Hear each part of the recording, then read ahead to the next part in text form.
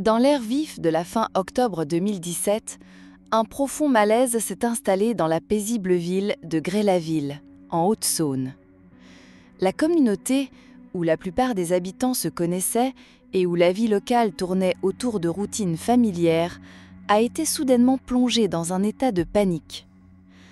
Alexia Daval, une conseillère bancaire de 29 ans, dynamique et appréciée de tous, avait disparu. Promise à un bel avenir, elle gérait avec compétence l'argent et les projets de vie de ses clients, sans se douter que son propre capital de vie était sur le point d'être anéanti. Le récit initial, tel que rapporté par Jonathan Daval, était simple et terrifiant. Le matin du samedi 28 octobre, Alexia, une passionnée de sport qui partageait avec son mari un amour pour la course à pied, aurait quitté leur domicile pour un jogging et ne serait jamais revenue. Cette narration a immédiatement touché le public et les médias, faisant écho à une série de meurtres non résolus de joggeuses en France et exploitant une peur sociétale profonde du prédateur anonyme tapi dans l'ombre. La disparition a créé un sentiment de panique palpable dans la région, en particulier parmi les promeneurs, les randonneurs et les amateurs de sport de plein air qui fréquentaient les zones mêmes où Alexia était censée courir. Au centre de cette tragédie naissante se tenait Jonathan Daval, un informaticien de 33 ans qui est rapidement devenu l'objet de la sympathie nationale. C'est lui qui, accompagné du beau-frère d'Alexia, s'est rendu le premier à la gendarmerie pour signaler sa disparition. Dans les jours qui ont suivi, il a présenté l'image d'un mari éploré et inconsolable, un portrait renforcé par le soutien indéfectible de la famille d'Alexia, Isabelle et Jean-Pierre Fouillot, qui ont déclaré publiquement qu'ils le considéraient comme leur fils. Ces appels publics en larmes pour le retour d'Alexia, lancés aux côtés de ses beaux-parents en deuil, ont cimenté son rôle de veuve tragique aux yeux de la nation. Ce récit initial, la femme vulnérable attaquée par un étranger, était puissant, car il correspondait à un stéréotype préexistant et facile à médiatiser. Le public était prêt à croire à la menace extérieure, à la mauvaise rencontre ou au prédateur sexuel que les forces de l'ordre envisageaient initialement parmi les possibilités. Ce script culturel externalisait le danger, le plaçant en dehors du foyer et de la communauté. Le premier et plus crucial mensonge de Jonathan Daval a réussi, non seulement parce qu'il était un acteur convaincant, mais parce qu'il a servi une histoire que le public était déjà prêt à consommer. Il n'a pas eu besoin d'inventer un scénario complexe. Il lui a suffi d'insérer son crime dans un récit tout fait, lui permettant de se cacher à la vue de tous pendant que la nation cherchait un monstre ailleurs. Ce cas est bien plus complexe qu'il n'y paraît, et chaque détail compte pour comprendre la psychologie derrière le crime. Si vous voulez découvrir toute la vérité sur cette enquête qui a secoué la France, abonnez-vous dès maintenant à Traces perdues et activez la cloche pour ne rien manquer de nos prochaines analyses. Le signalement initial de la disparition d'Alexia a mobilisé la communauté de Gré. Des centaines de volontaires se sont joints aux gendarmes dans de vastes recherches, ratissant les bois et les champs locaux dans une tentative désespérée de retrouver la jeune femme. L'espoir qui étreignait la ville a cependant été brutalement anéanti 2 jours plus tard, le 30 octobre. Le corps d'Alexia a été découvert dans le bois de la Vèvre, une forêt de la commune voisine d'Esmoulins. L'état du corps a immédiatement signalé la nature horrible du crime.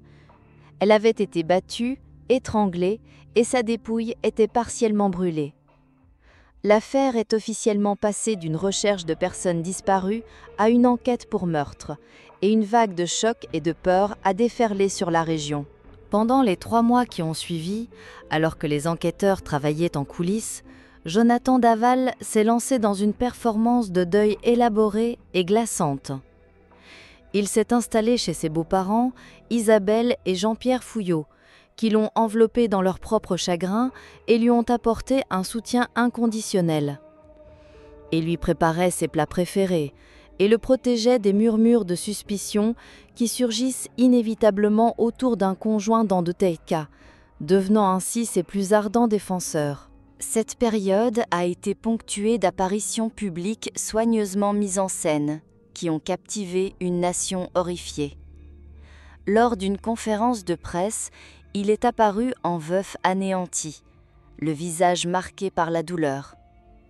Le sommet de sa tromperie a été atteint lors d'une marche blanche organisée à la mémoire d'Alexia début novembre, qui a attiré près de 10 000 personnes.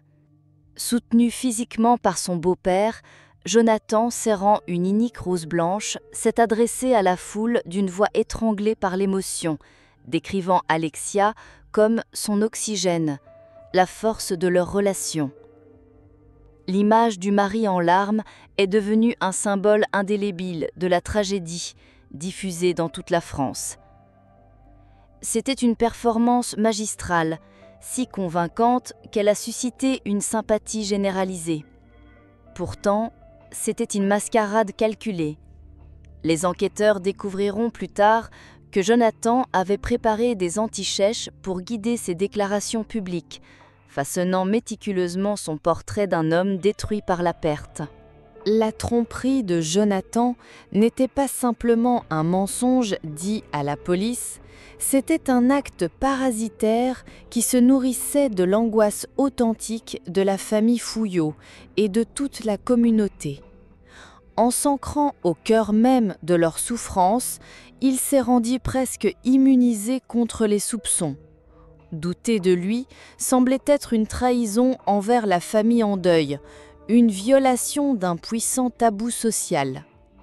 Son chagrin paraissait validé et amplifié par le leur. L'image de Jonathan, réconforté par Jean-Pierre Fouillot, le père de la femme qui l'avait assassiné, résume cette dynamique terrifiante. Elle démontre un aspect glaçant de la violence conjugale, la capacité de l'agresseur à infiltrer et manipuler les structures sociales et familiales mêmes qui devraient servir de protection ultime à la victime. Il s'est approprié leur deuil et l'a porté comme un manteau, un camouflage parfait pour le meurtrier qui se cachait à la vue de tous. Pendant que Jonathan Daval jouait le rôle du veuf éploré, une équipe d'experts scientifiques assemblait méticuleusement les preuves qui allaient systématiquement démanteler sa toile de mensonges. L'enquête, menée par la section de recherche de la gendarmerie de Besançon, a mobilisé une quarantaine d'experts, des médecins légistes aux spécialistes de l'automobile, qui ont reconstitué le témoignage silencieux de la scène de crime. L'État a mobilisé des ressources financières considérables pour cette enquête, déterminé à ne laisser aucune piste inexplorée. L'examen médico-légal du corps d'Alexia a raconté une histoire de violence extrême qui a immédiatement contredit le récit d'une mort accidentelle que Jonathan proposerait plus tard. Le rapport d'autopsie décrivait une victime qui avait été massacrée. Alexia avait subi de multiples et violents coups au visage et au corps avant d'être étranglée à mort pendant une période estimée à environ 4 minutes. Cette agression prolongée et brutale ne témoignait pas d'une perte de contrôle momentanée, mais d'un paroxysme de rage. De plus, le corps a été retrouvé partiellement calciné, en particulier sur la partie avant, un acte de profanation que Jonathan niera avoir commis pendant plus d'1 an. L'analyse toxicologique a également révélé la présence de plusieurs médicaments dans l'organisme d'Alexia, dont le puissant analgésique tramadol et un relaxant musculaire. Cela a conduit les parties civiles à explorer une théorie de soumission chimique ou d'empoisonnement lent. Cependant, les experts au procès ont finalement conclu que les niveaux n'étaient pas suffisants pour le prouver, suggérant que le relaxant musculaire aurait pu être automédicamenté, et laissant l'origine du tramadol un mystère.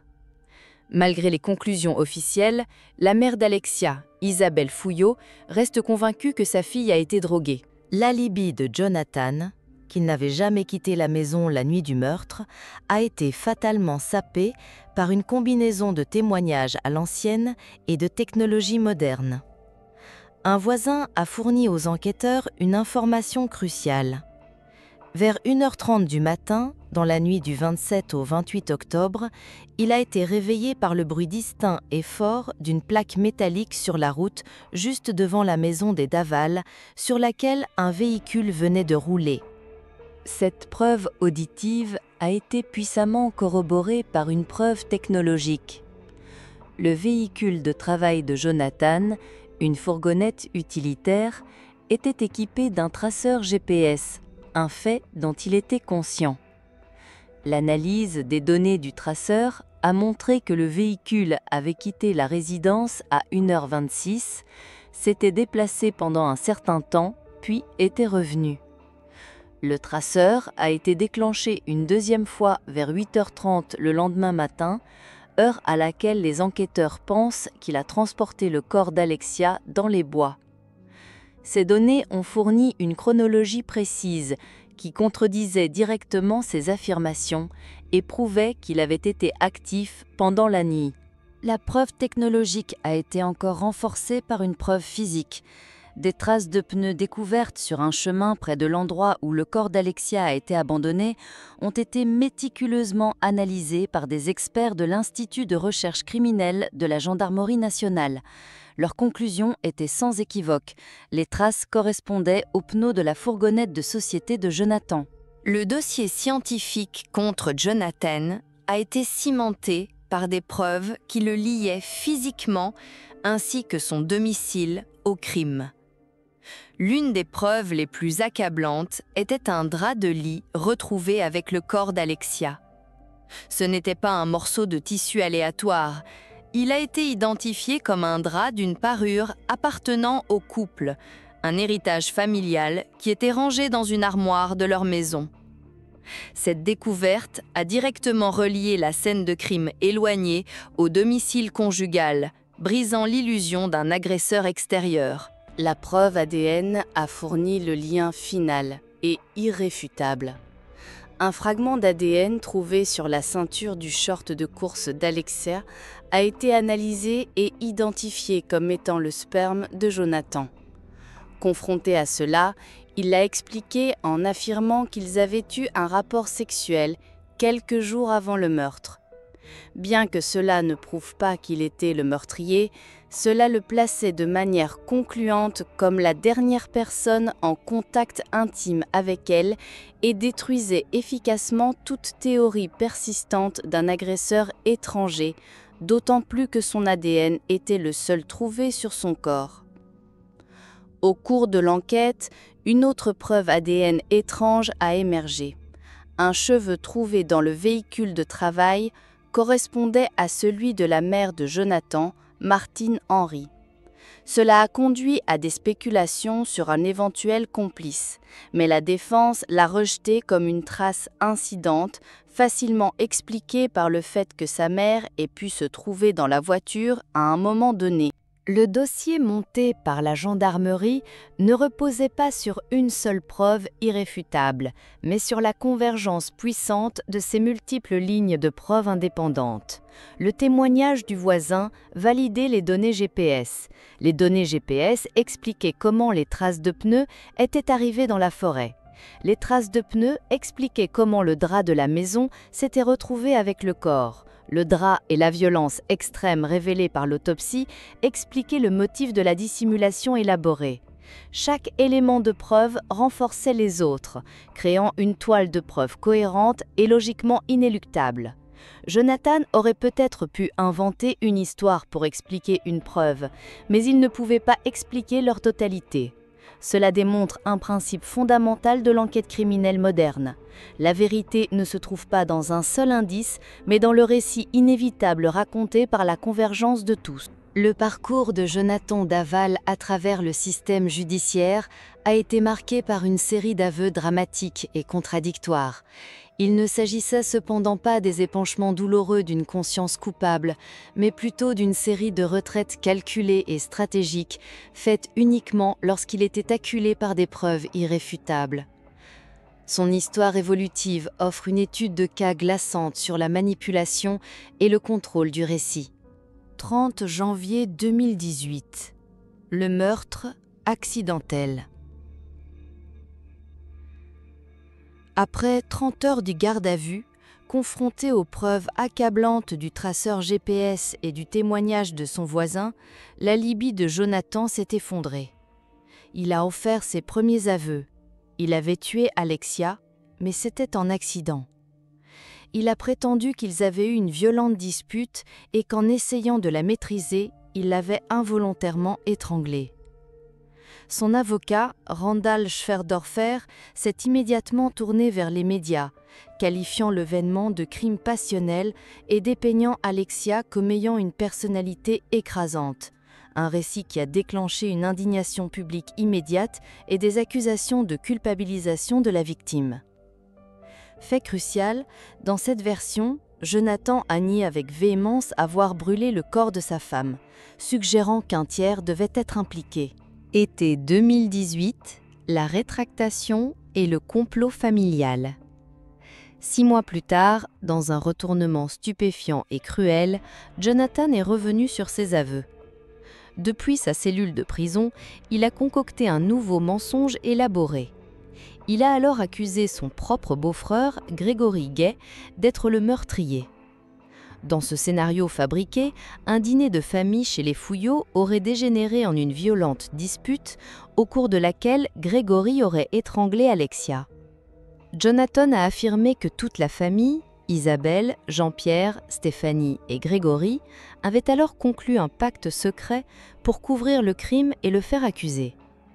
Cette accusation a infligé un profond traumatisme secondaire à la famille Fouillot, qui était désormais publiquement calomniée par l'homme même qu'elle avait aimé et abrité. 7 décembre 2018. La confrontation et les deuxièmes aveux. Le mensonge du complot familial a persisté pendant des mois, forçant une confrontation judiciaire entre Jonathan et la famille Fouillot. Au cours de cette rencontre chargée d'émotions, Isabelle Fouillot, dans un moment de force maternelle, a montré à Jonathan une photo d'Alexia avec leur chat bien-aimé, Happy. Face à cette image simple et poignante de la vie qu'il avait détruite, le sang-froid de Jonathan s'est finalement brisé.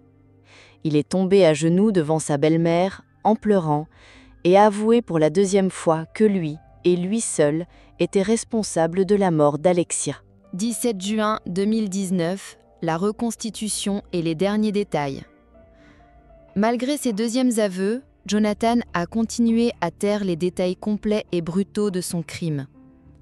La vérité entière n'a émergé que lors d'une reconstitution de la scène de crime en juin 2019. Ramené à son ancien domicile et dans les bois où il a abandonné Alexia, il a finalement admis toute l'étendue de la violence. Il a raconté avoir frappé sa tête contre un mur en béton, lui avoir asséné 5 à 10 coups puissants au visage, l'avoir étranglé pendant environ 4 minutes, puis, le matin, avoir transporté son corps dans sa camionnette et y avoir mis le feu avec une bombe aérosol. Après 1 an et demi de mensonges et de demi-vérités, c'était l'aveu final et complet. Cette chronologie révèle que les aveux de Jonathan Daval n'étaient pas un cheminement progressif vers la vérité, mu par le remords. C'était une série de manœuvres tactiques dans un jeu qu'il jouait avec le système judiciaire. Il n'a jamais admis que ce que les enquêteurs pouvaient prouver de manière irréfutable, et rien de plus. Les premiers aveux étaient une réaction à la destruction de son alibi. Le récit de l'accident était la version la plus clémente qu'il pouvait offrir. Le complot familial était un pari risqué pour rejeter la faute et créer le chaos. Ces deuxièmes aveux n'étaient pas un acte de conscience volontaire, mais un effondrement émotionnel sous la pression spécifique d'une figure maternelle qu'il avait trahie. Il a retenu le détail le plus accablant, l'incinération du corps, aussi longtemps que possible, car c'est un acte de profanation fondamentalement incompatible avec une perte de contrôle momentanée et accidentelle. Ce schéma ne dépeint pas un homme submergé par la culpabilité qui a craqué, mais plutôt un individu calculateur et contrôlant qui a constamment recalibré ses mensonges en réponse aux preuves présentées contre lui. La toile du mensonge se resserre. Si cette enquête vous fascine, dites-nous en commentaire quel détail vous a le plus choqué jusqu'à présent. Votre engagement nous aide à mettre en lumière d'autres affaires comme celle-ci et soutient la chaîne. Pour comprendre la violence explosive de cette nuit d'octobre, il faut regarder au-delà de l'image publique soigneusement construite du couple Daval et pénétrer dans la réalité privée et turbulente de leur relation. Le gouffre entre les deux était immense et finalement fatal. En surface, Alexia et Jonathan Daval semblaient être l'image d'un couple moderne et heureux. Ils étaient ensemble depuis l'adolescence et s'étaient mariés en 2015.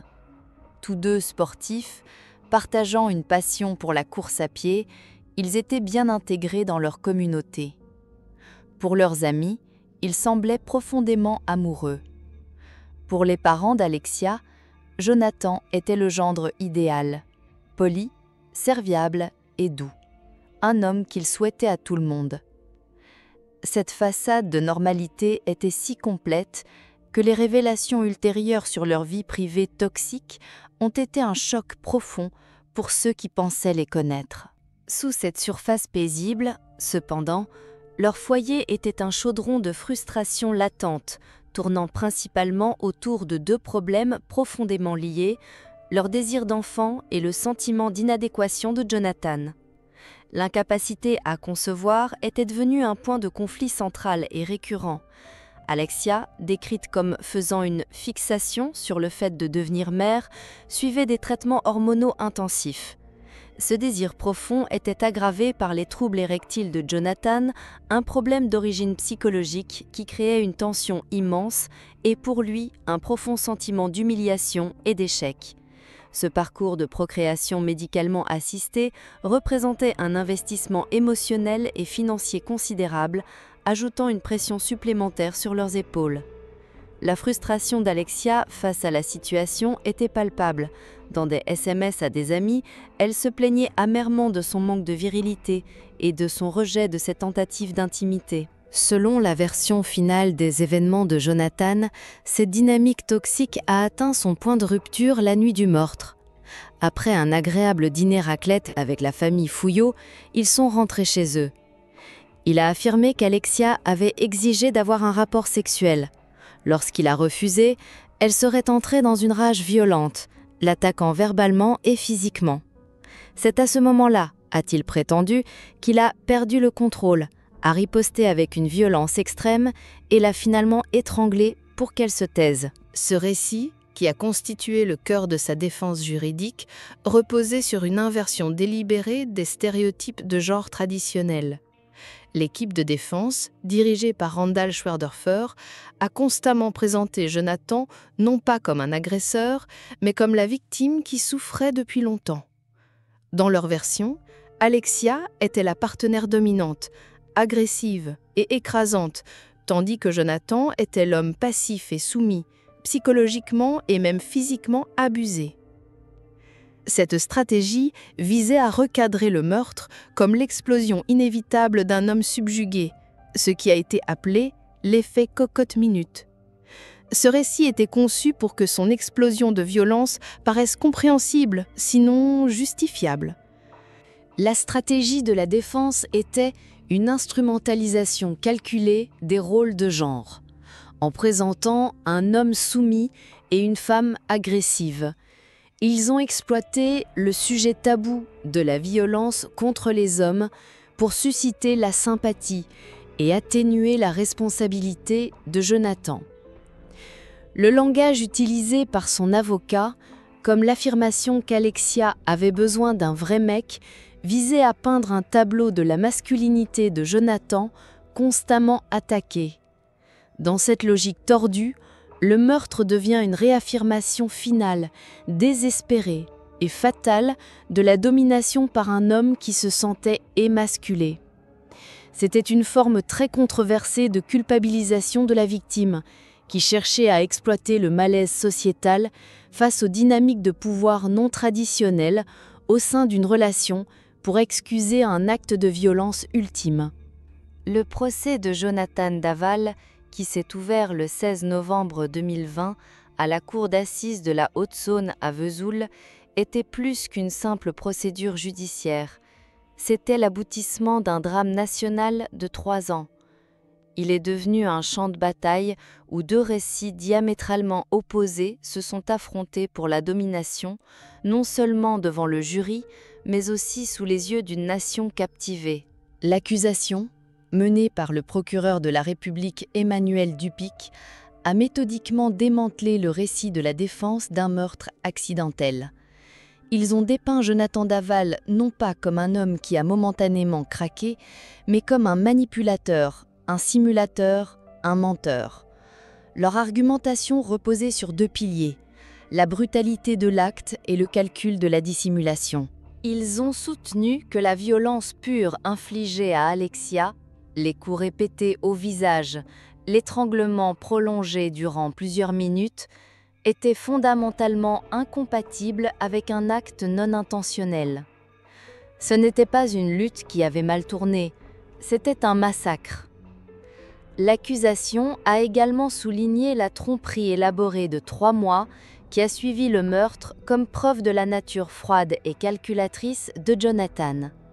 Un homme vraiment dévasté par un accident, ont-ils laissé entendre, ne tisse pas une toile complexe de mensonges, ne joue pas la comédie devant les caméras de télévision, puis n'accuse pas faussement sa propre famille. Bien que l'accusation formelle fût meurtre sur conjoint et non assassinat, le procureur a clairement indiqué qu'il avait des doutes sur l'absence de préméditation.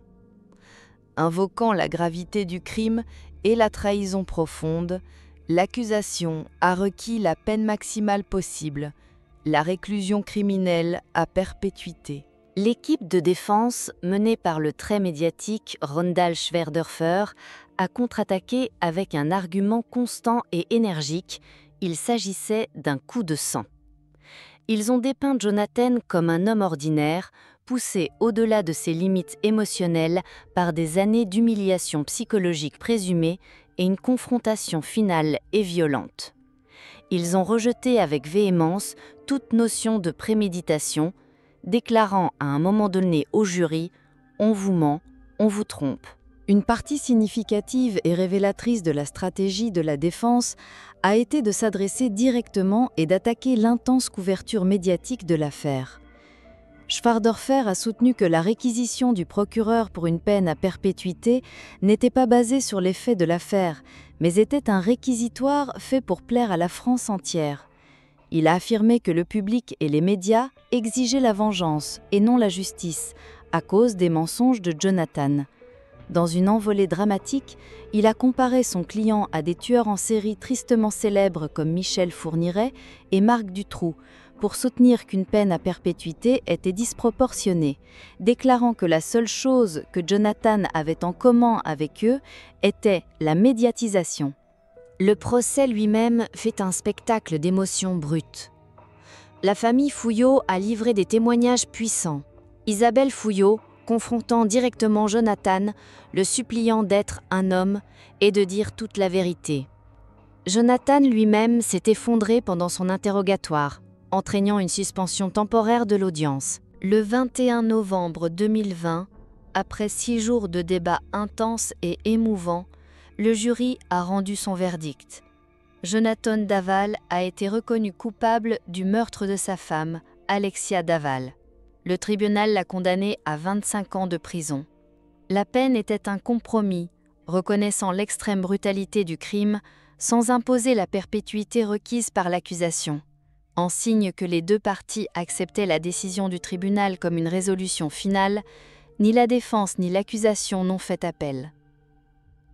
En mai 2021, Jonathan Daval a également été condamné à verser 165 000 € de dommages et intérêts à la famille d'Alexia, une somme conséquente destinée à reconnaître, au moins sur le plan financier, l'ampleur de leur souffrance. Le procès a été une illustration frappante du défi moderne d'administrer la justice à l'ère de l'information en continu et des médias sociaux.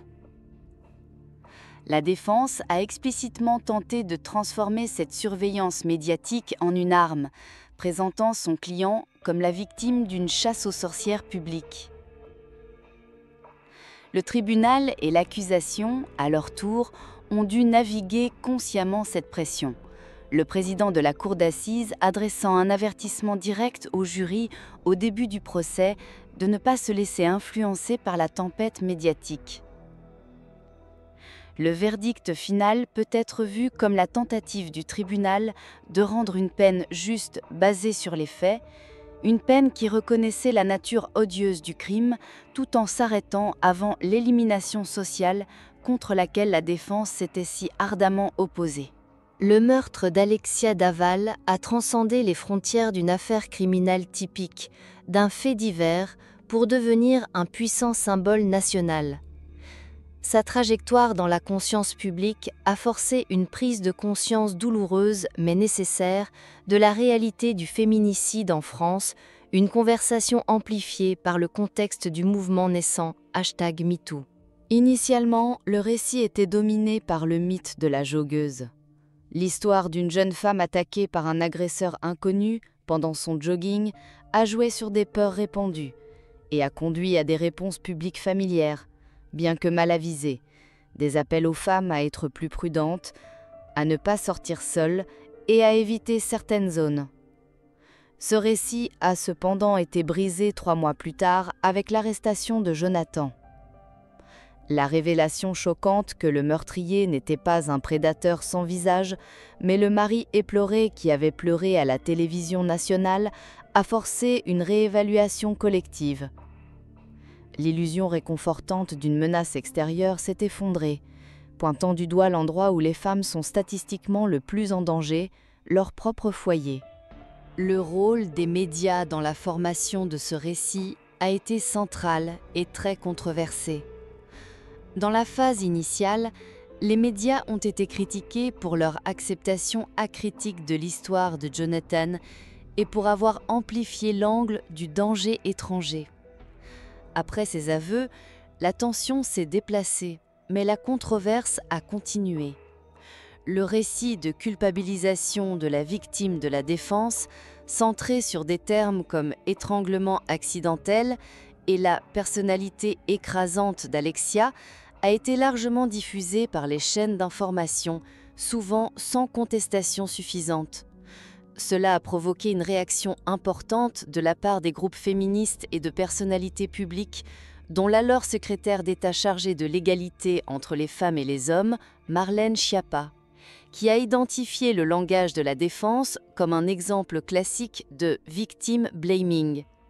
L'affaire a mis en lumière, de manière crue, le vocabulaire problématique souvent utilisé dans le traitement de la violence domestique, avec des euphémismes comme « drame conjugal » ou « crime passionnel », servant à obscurcir la réalité de la violence basée sur le genre et la possession masculine. L'impact profond de l'affaire sur la société française est évident dans son empreinte culturelle durable.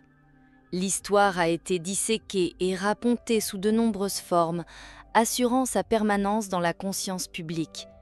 Une vague de livres a suivi le procès, dont un récit poignant des parents d'Alexia, Isabelle et Jean-Pierre Fouillot, intitulé « Alexia, notre fille ».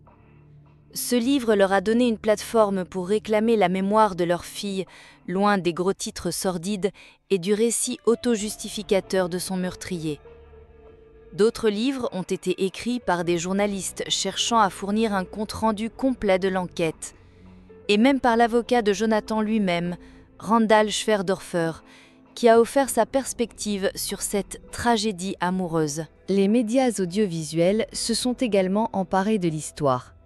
BFM TV a produit un podcast et une série documentaire en 4 parties, Daval la série, qui explorait l'affaire à travers les yeux des personnes impliquées. En 2022, la chaîne nationale TF1 a diffusé un téléfilm très attendu et controversé, Le mystère Daval. La production du film a été accueillie avec colère par la mère de Jonathan, qui l'a décrié pour avoir transformé son fils en bête de foire et prolongé la souffrance de toutes les personnes impliquées. L'affaire Daval ne s'est pas produite dans le vide. Elle a servi de puissant catalyseur pour les débats publics. La duplicité pure et indéniable de l'auteur, combinée à l'effondrement dramatique du récit initial, a créé une leçon de choses nationale. Le pays a collectivement réalisé qu'il avait été dupé, non seulement par un homme, mais par ses propres hypothèses sur la nature de la violence contre les femmes. L'affaire a donné un visage, d'abord le visage larmoyant et sympathique du mari victimisé, puis celui démasqué et manipulateur du tueur, à la réalité souvent cachée du meurtre domestique. Comme l'a noté Isabelle Fouillot elle-même, l'utilisation généralisée du terme féminicide en relation avec le meurtre de sa fille a contribué à faire bouger les lignes, participant à un climat judiciaire et sociétal qui a abouti à une peine sévère. La tragédie d'Alexia Daval est devenue une allégorie publique sur le genre, la violence et les conséquences mortelles de la tromperie. Le meurtre d'Alexia Daval reste gravé dans la mémoire collective de la France, non seulement pour la brutalité du crime, mais aussi pour les leçons profondes et troublantes qu'il a laissées. L'affaire sert de témoignage brutal du fossé dangereux qui peut exister entre l'image publique et la réalité privée. Aux yeux du monde extérieur, les Daval étaient un couple modèle, jeune, séduisant, sportif et amoureux. Pourtant, leur foyer était le théâtre d'une guerre cachée de ressentiment, de frustration et de conflits psychologiques qui a finalement éclaté en une violence fatale. Cette déconnexion est peut-être l'aspect le plus troublant de l'affaire. Un rappel que la surface placide de la normalité peut dissimuler les pathologies les plus profondes. L'héritage de l'affaire est complexe. Elle a indéniablement contribué à une prise de conscience accrue du public et des médias sur le féminicide. L'acceptation initiale et acritique des mensonges de Jonathan a cédé la place à un regard médiatique plus sceptique et informé lors de la couverture d'affaires similaires. Le terme féminicide est entré dans le lexique courant avec une nouvelle force, et l'affaire est désormais un point de référence permanent et puissant dans toute discussion sur la violence contre les femmes en France. La peine de 25 ans a été perçue par beaucoup, y compris la famille d'Alexia, comme un signe que le système judiciaire commençait à traiter ces crimes avec la sévérité qu'ils méritent. Pourtant, malgré toutes les analyses médiatiques, les procédures judiciaires et le débat public, une question fondamentale reste sans réponse, en particulier pour la famille Fouillot. Si le procès a établi le comment, la séquence des événements ayant conduit à la mort d'Alexia, il n'a jamais pleinement éclairci le pourquoi. Jonathan Daval a offert le récit d'une dispute qui a dégénéré, d'un homme qui a perdu le contrôle sous le poids d'années de colère et d'humiliation accumulées. Mais pour les parents d'Alexia, cette explication n'a jamais été suffisante pour rendre compte de l'extrême violence de l'acte et de la tromperie froide et calculée qui a suivi. Ils se retrouvent avec un verdict, mais pas avec la paix. Le système judiciaire a rendu sa sentence, mais la quête de la famille pour une vérité qui puisse donner un sens à l'insensé continue. L'affaire Alexia Daval est classée, mais la douleur et les questions demeurent. L'affaire Daval est une leçon pour nous tous sur les apparences et les sombres secrets qu'elles peuvent cacher. Pour explorer d'autres cas qui ont marqué l'histoire et changé la société, découvrez cette autre vidéo sur notre chaîne. N'oubliez pas de vous abonner à Traces perdues et de partager cette vidéo pour que la mémoire d'Alexia ne soit jamais perdue.